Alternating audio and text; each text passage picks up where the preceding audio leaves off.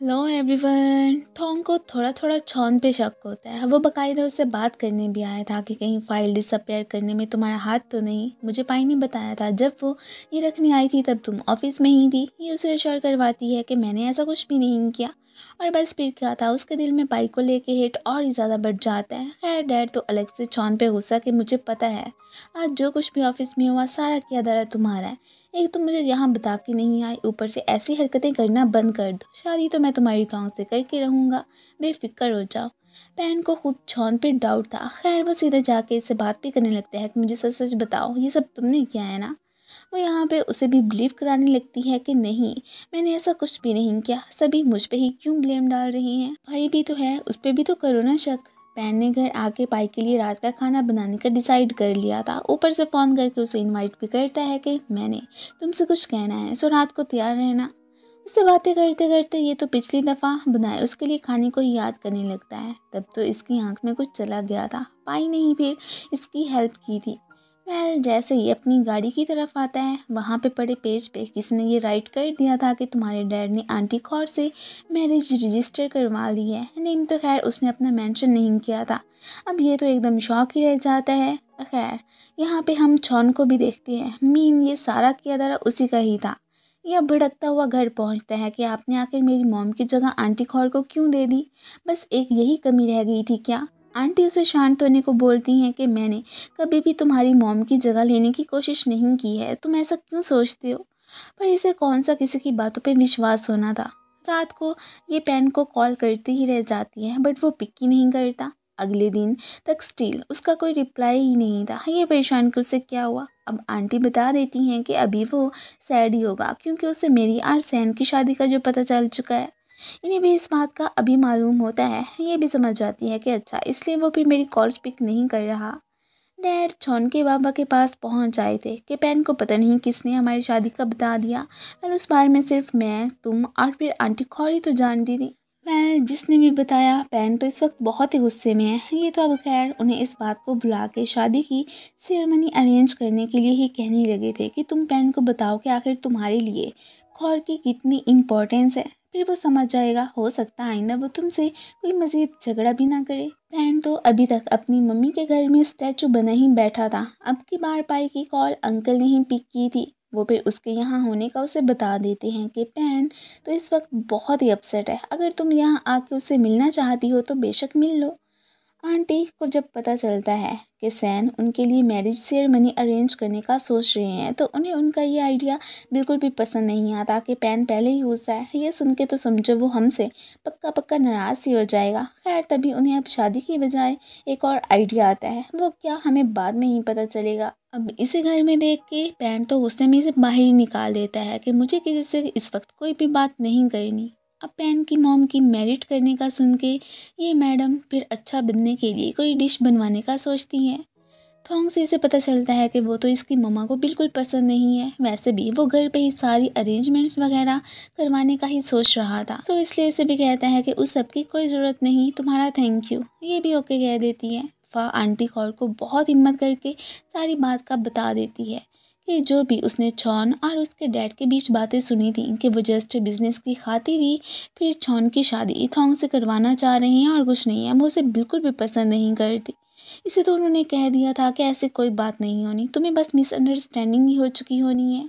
पर वो खुद तो बहुत ही परेशान दिखाई दे रही होती हैं। पाई अभी तक फिर गेट के बाहर ही खड़ी थी। उसे थोंग की कॉल आती है कि कल घर में पैन की मॉम की मैरिज सेरेमनी है, ऐसा तो आज जाना।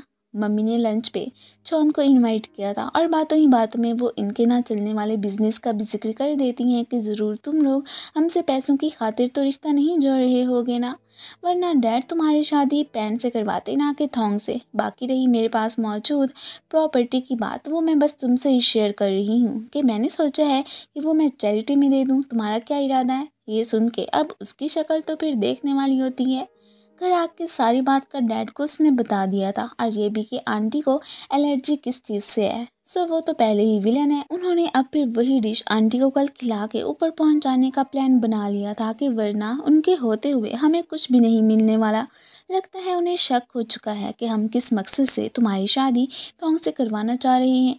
इसे खड़े खड़े रात हो चुकी थी। अचानक बारिश का भी समा हो जाता है। पैन को तो आते देख के ये खुश, इवन के वो इसे पकड़ के सॉरी बोलने के साथ साथ किस भी करने लगा था। खैर जस्ट पाई की ये तो इमेजिनेशन ही होती है, यहाँ पे तो कोई भी बारिश नहीं हो रही थी। वो इसे अपने घर लेके आ ही जाता है कि तुम तो बहुत ही ज़िद्दी हो।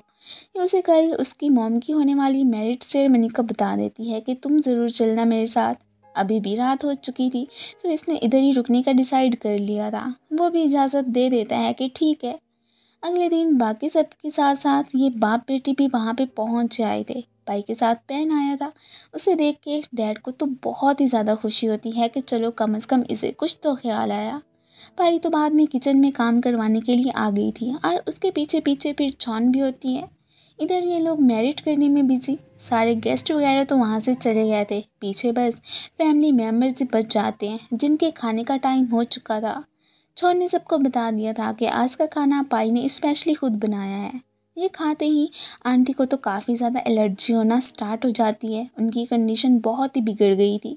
अगले ही लम्हे फिर हमें हॉस्पिटल का ही सीन दिखाया जाता है। ये बाप बेटी अब मौका का फ़ायदा उठा के उन्हें पाई के खिलाफ भड़काने ही लगे थे कि सारा किया धरा उसी का ही होना है। जाहिर सी बात है, उसी ने ही तो सारा खाना बनाया था। हो सकता है वो पैन को खुश करने के चक्कर में ही ऐसा कर गई।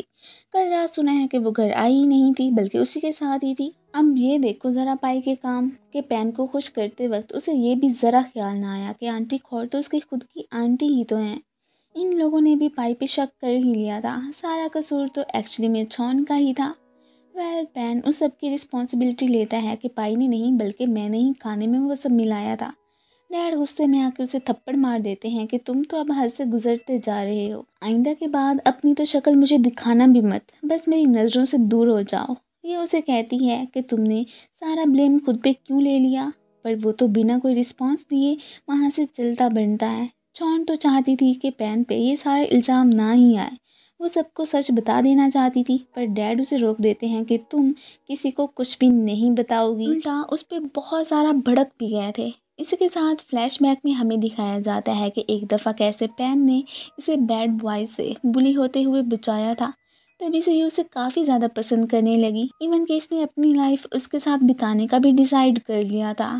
खैर उन सारी बातों को सोच सोच के ये तो अब काफ़ी ज़्यादा डिप्रेशन में ही चली गई होती है। डैड को आज ही इसके डॉक्टर से सारी बात का पता चल चुका था कि इसे ज़्यादा टेंशन मत दिया करें वरना इसकी हालत बिगड़ सकती है। मम्मी को होश आ चुका था। डैड उन्हें बता देते हैं कि तुम्हारी इस हालत का जिम्मेदार पैन ही है, उसने ही वो खाने में मिलाया था। पर वह विश्वास नहीं करती कि अगर उसने ऐसा करना होता तो बहुत पहले ही कर देता। वैसे भी सब जानते हैं कि वो मुझसे कितना हेट करता है। अगर किसी और ने ये हरकत की होनी तो जाहिर है हमारा शक तो फिर उसी पे ही जाना था ना। पर मैं नहीं मानती कि पैन इतनी गिरी हुई हरकत कर सकता है। इस प्लान के पीछे कोई और ही है। डैड और थोंग भी अब सोच में ही पड़ जाते हैं। दूसरी तरफ हम पाई को देखते हैं जो कि पैन को देखने के लिए उसकी मम्मी के ही घर आ चुकी थी। पर अंकल से उसे पता चलता है कि वो तो यहाँ पे आया ही नहीं। अब ये उसे बहुत सारी कॉल्स करती है पर वो कोई रिस्पॉन्स नहीं देता। अब बाद में हमें उसे ही दिखाया जाता है वो तो एक बेंच पे ही जाके बैठ गया था और अचानक ही यहाँ पे उसे चक्कर आने लगते हैं इससे पहले कि वो नीचे गिरता। ऊपर से पाई आके उसे पकड़ लेती है। हमारे वो उसे ढूंढते ढूंढते फाइनली इस प्लेस पे आ ही चुकी थी। ऑफिस में फाहा को छौन को देख के ख्याल आता है। उसने अब फिर थोंग को बता दिया था कि कल किचन में मैंने बाई के साथ साथ छौन को भी जाते देखा था। वो इस बारे में छौन से जिक्र करता है तो वो भी कह देती है कि हाँ कुछ हेल्प वगैरह करने के लिए मैं वहाँ पे गई थी। अब जैसे उसे मालूम होता है कि उसके लिए थोंग के दिल में शक फाहा ने डाला है तो वो उस पर बहुत ही ज़्यादा गुस्सा होती है। इधर ये पैन को लेके घर आ चुकी थी। पैन को फाइनली फिर होश आ ही गया होता है। इसे जाते देख के वो फिर पूछ लेती है कि तुमने सारा ब्लेम आखिर खुद पे क्यों लिया था। मैं तो अभी सबको फ़ोन करके बता देती हूँ कि वो मैंने ही किया था। ये रोक देता है। अब उसके बार बार पूछने पे इसके मुँह से निकल ही गया था कि मैं तुम्हें लाइक करता हूँ, तभी मैं नहीं चाहता कि कोई तुम्हें बुरा समझे। ये सुन के वो तो एकदम सरप्राइज रह जाती है और फिर इसी के साथ ही ये पार्ट ख़त्म हो जाता है। Thank you for watching.